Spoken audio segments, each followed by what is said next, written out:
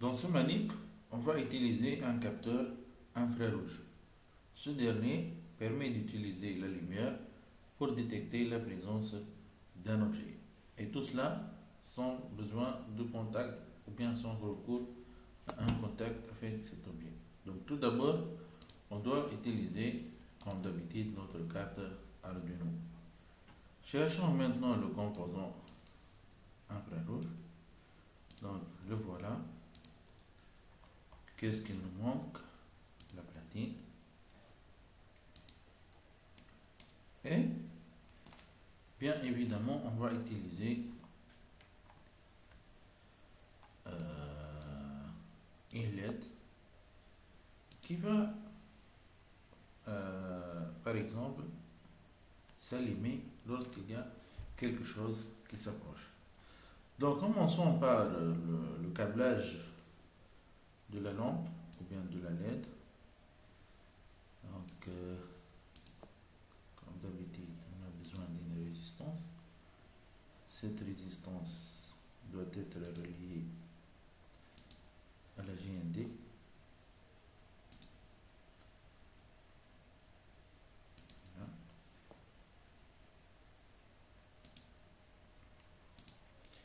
Le cathode, l'anode doit être relié à la pin qu'on va utiliser, la pin numéro, la pin LED qu'on va utiliser, c'est la pin 12. Voilà. Concernant le capteur infrarouge, il admet deux slots. Donc normalement, une pour la GND et une autre, la première pour la Terre, au milieu pour l'alimentation et la troisième pour le signal. Le signal va être envoyé par normalement la pin numéro 8. De cette façon. Voilà. Pour la GND, donc de cette façon.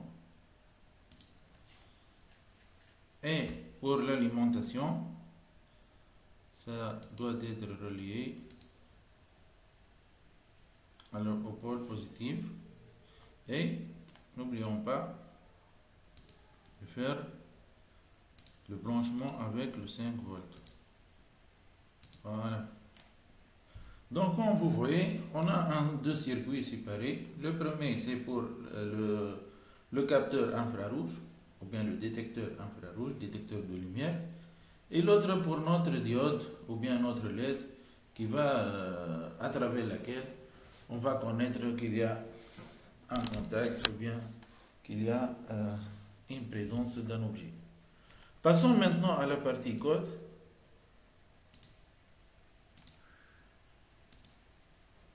Donc, pour gagner du temps, je vais coller mon code. Donc, combien de pins on a utilisé? Normalement, pin 12. Et pour le LED. Et pour l'infra, on a utilisé le pin 8. Donc, on fait la déclaration des deux. Et on a besoin d'une variable qui va nous dire l'état, bien pour consulter l'état de notre infrarouge. Par exemple, ici, dans la méthode loop, qu'est-ce qu'on a fait?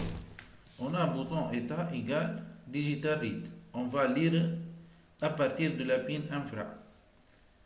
Si ce bouton est égal, il est height, il est à l'état élevé, alors on doit allumer la LED.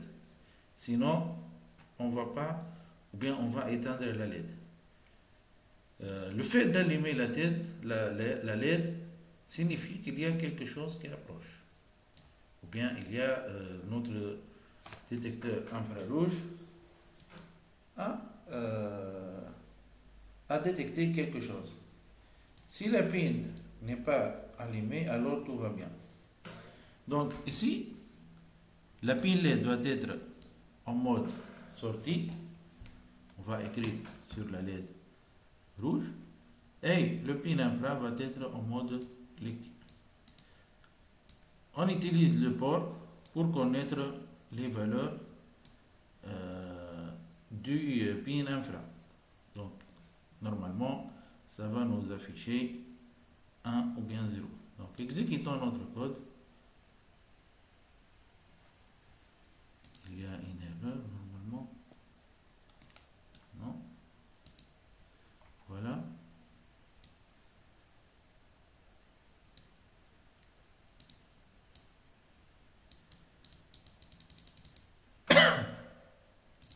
Donc, on va redémarrer la simulation. Comme vous voyez ici, remarquez bien le capteur. Si on est en train de bouger, qu'est-ce qu'il va se faire ici? Il va être activé. Par contre, le LED va être allumé. Maintenant, pour le moniteur est égal à 0. Maintenant, si on ne bouge pas, le moniteur est égal à 0. Donc, il n'y a rien. Le LED va être éteint. Donc, si on recommence, par exemple, je vais bouger comme ça. Le capteur infrarouge va être activé. Sa valeur va être 1.